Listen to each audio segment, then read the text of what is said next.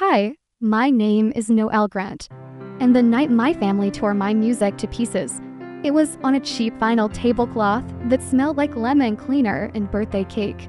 I had spent 3 months carving a melody of silence, copying each bar by hand until the staff lines felt like tiny railways carrying my heart somewhere braver than this kitchen. My aunt laughed first.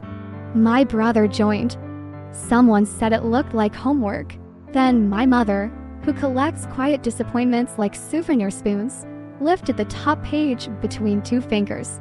She smiled the way people do when they pretend to be gentle. The paper made a soft sound, like fabric, as she ripped it straight through the title. I remember the flash of the fluorescent light on the torn edges. I remember my cousin's ridiculous hat that read Birthday Queen. I remember hands reaching and more ripping, a flurry of white snow that was not winter and not pure. A measure here, a crescendo there, piano whispers shredded into confetti. My name, printed in small letters at the bottom, split in half.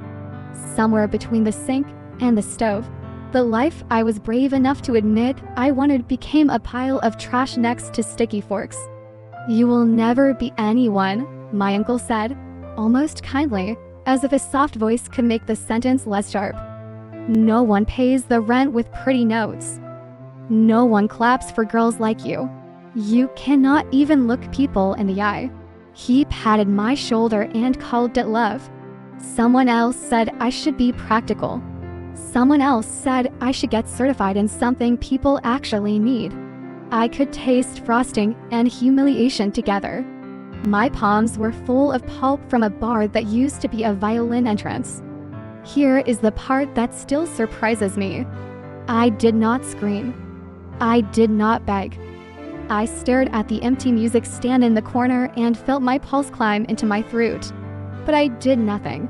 The house continued to hum with cheap laughter and recycled stories. I gathered what remained of my pages and left the kitchen without a plate of cake.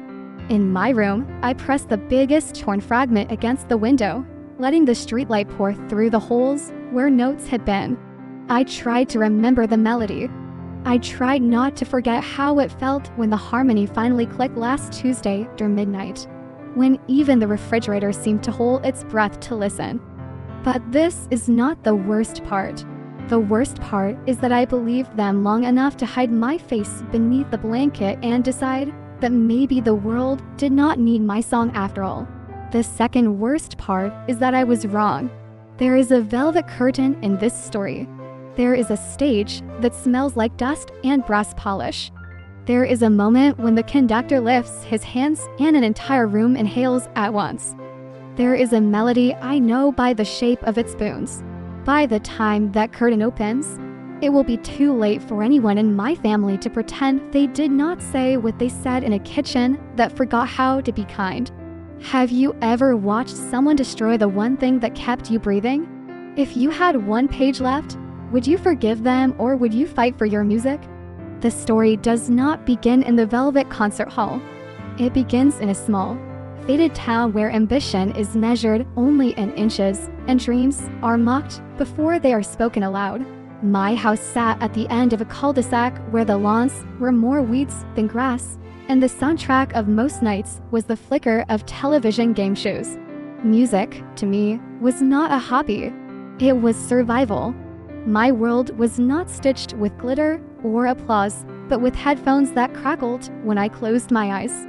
I would stay up long after everyone slept, hunched over a cheap keyboard that buzzed when the wires tangled. Each note felt like a confession, each chord a rebellion against the silence pressing on me. School was no easier. The band room was too small, smelling of brass polish and teenage sweat. My classmates snickered when I carried sheets of paper covered with my handwriting instead of photocopied standards. To them, a 14-year-old girl composing an original piece was laughable. I became the quiet one in the back row, scribbling measures, while others laughed at memes on their phones. At home, the atmosphere was sharper.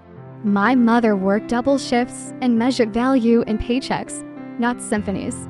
My father had left long ago, and in his absence, Expectations hardened into commands: get good grades, learn something practical, do not waste time on daydreams.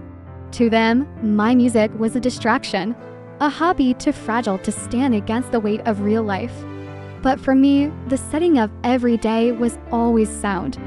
The rustle of pencil against staff paper, the hush of the fridge humming when the house was finally still. I copied my measures onto clean pages, ranging crescendos like stepping stones, believing that if I could just finish one full piece, it might mean I existed in a way they could never erase.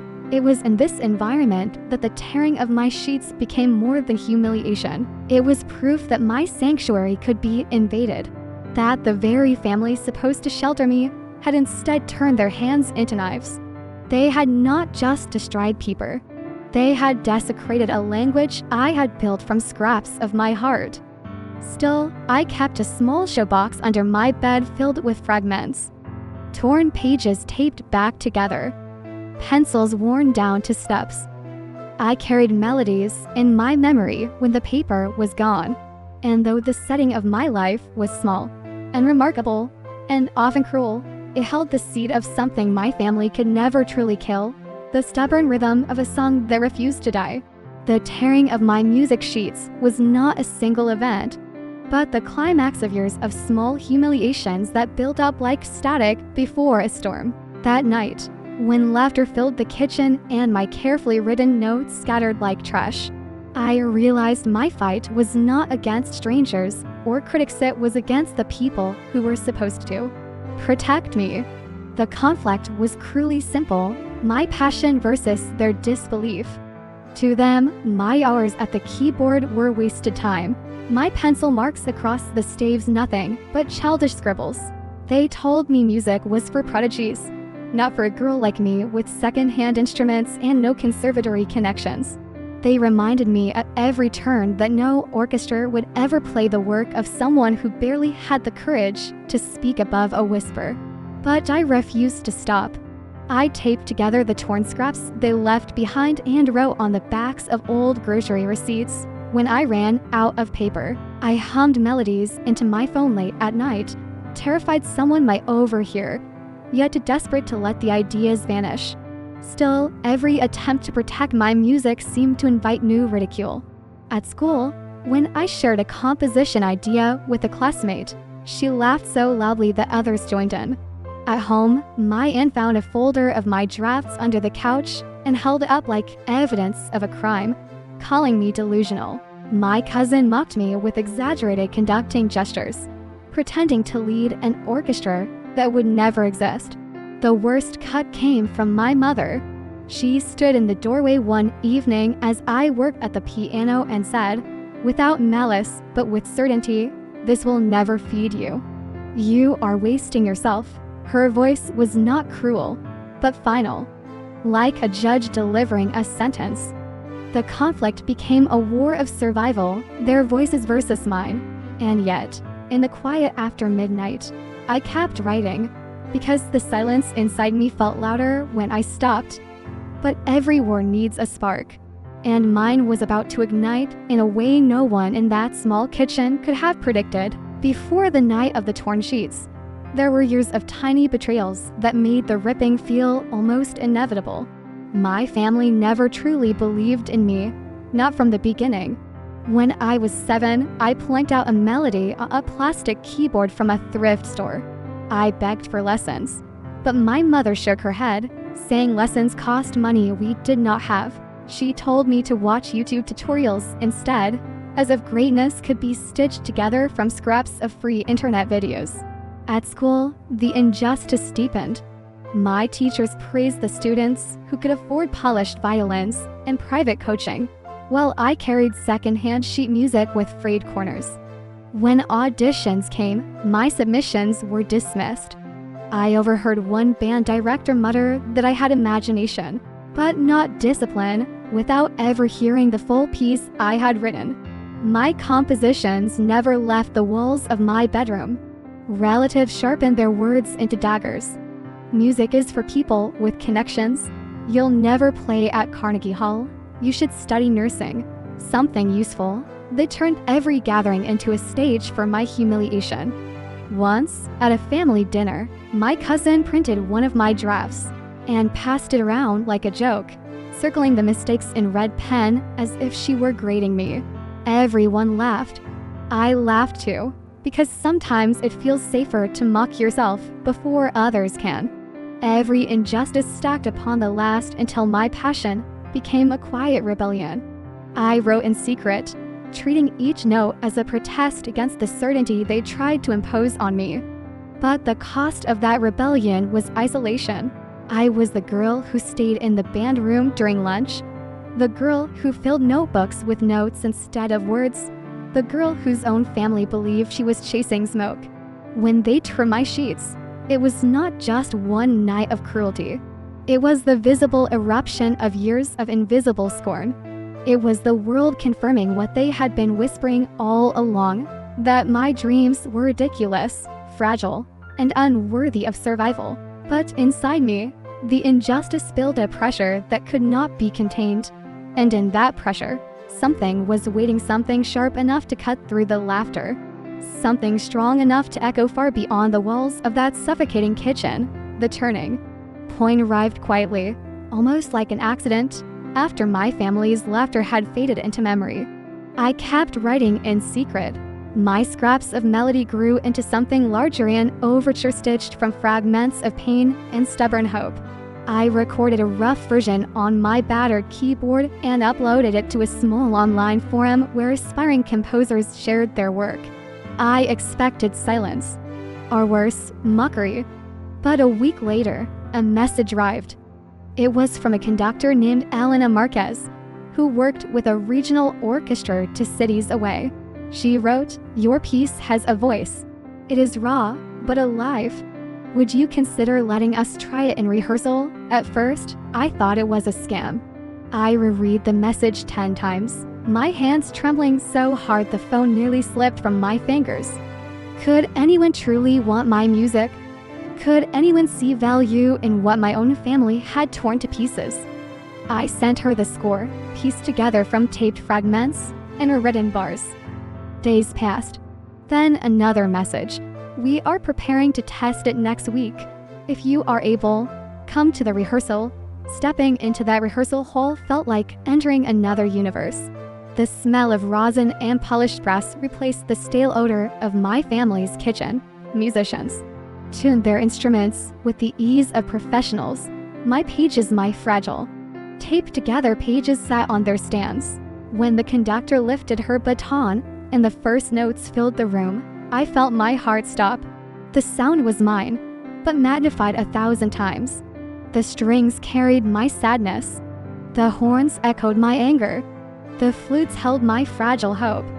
In that moment, the years of humiliation, the torn sheets, the laughter, all began to collapse under the weight of something undeniable. My music was alive, and no amount of ridicule could kill it. That rehearsal was not yet the performance.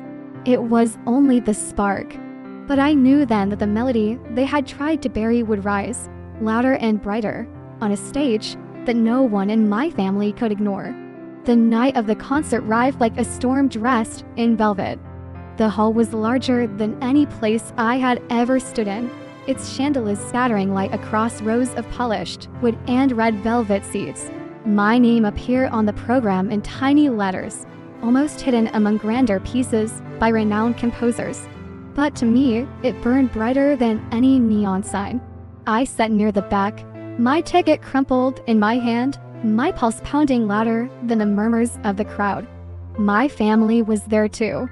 They had come not out of pride, but out of curiosity. I overheard my cousin whisper, "It's probably some small arrangement. Don't expect too much." My mother's face was unreadable, her lips pressed tight. Then the lights dimmed. The orchestra settled.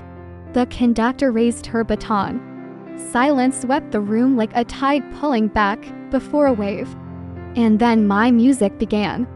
The first notes floated into the hole, fragile as glass. The strings sang the opening theme, the one I had written by candlelight when I thought no one would ever hear it. The woodwinds joined, weaving the laughter of my tormentors into something haunting and beautiful. The brass entered, not mocking this time, but thundering with strength. As if my defiance had found its voice, every measure carried my scars. Every crescendo my defiance. The pages they had torn became alive and sound. No longer vulnerable to hands or ridicule, the audience leaned forward, caught in the swell. Applause broke out mid-piece when a passage soared higher than expected. But the orchestra played on, fierce and unrelenting, and then, the final note, a silence thick as thunder followed, the kind of silence that holds breath before it explodes. When the applause erupted, it shook the hall. People rose to their feet. Strangers shouted bravo. The conductor turned and gestured toward the back, where I sat frozen. My name was called into the lights. My music had become undeniable, and in that moment, so had I. I turned to see my family's faces. My aunt's smile faltered. My cousin's eyes widened, unable to mock what hundreds now celebrated. And my mother, she looked as if the ground beneath her had shifted, as if for the first time she saw me not as a burden, but as something she had never dared to believe, a composer. That night, the humiliation of torn paper transformed into the triumph of sound, filling a hole too vast for any of their laughter to reach. When the ovation finally faded, I was pulled toward the stage. My knees trembled as the spotlight hit me, a light far warmer than the fluorescent glare of that kitchen. The conductor clasped my hand and lifted it high, declaring, "This is the composer of tonight's final piece." For a moment, the whole erupted again. Applause like waves crashing against stone. My name echoed louder than any insult I had endured. I stood there, no longer the girl with torn sheets, but the woman whose music had commanded an orchestra. After the performance, strangers approached me with tears in their eyes, thanking me for the beauty they had heard. One elderly man whispered that my piece reminded him of his late wife. A young violinist told me she had never felt a melody fit her soul so closely. Each word was a balm, each handshake proof that my music had mattered. And then there was my family. They stood awkwardly near the exit, stripped of their old certainty. My cousin did not meet my eyes. My aunt fumbled with her purse. My uncle cleared his throat and said nothing. My mother, however, stepped closer. For the first time in years, her voice shook as she said, "I was wrong." The words did not erase the pain, but they mattered. I looked at her, at all of them, and realized I no longer needed their approval. My music had found its home not in their acceptance, but in the hearts of those who had listened tonight. That was the resolution. Understanding that validation does not come from the voices that try to silence you, but from the courage to let your own voice rise. My sheets had been torn, but my song had been reborn louder, stronger, unstoppable. In the weeks after the concert, the echoes of that night followed me everywhere. The orchestra recorded my piece and uploaded it online, where it spread far beyond the walls of the concert hall.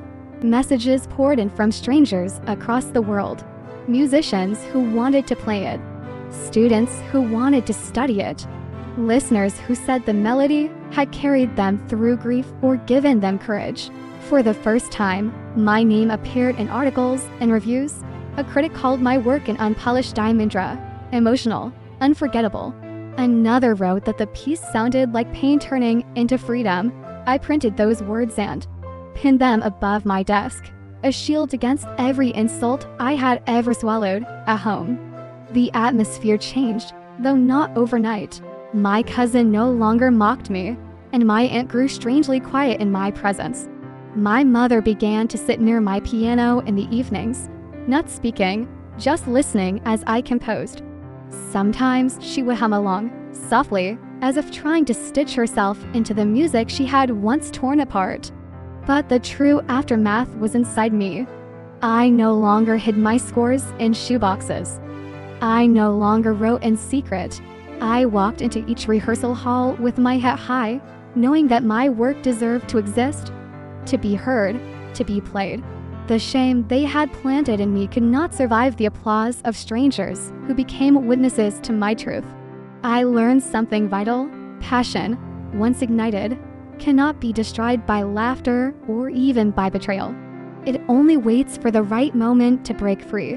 My torn sheets have been nothing more than paper, but the music they carried lived beyond ink and pencil, and so, the girl who was told she would never be anyone became the composer whose song filled a whole land, touched lives she had never met.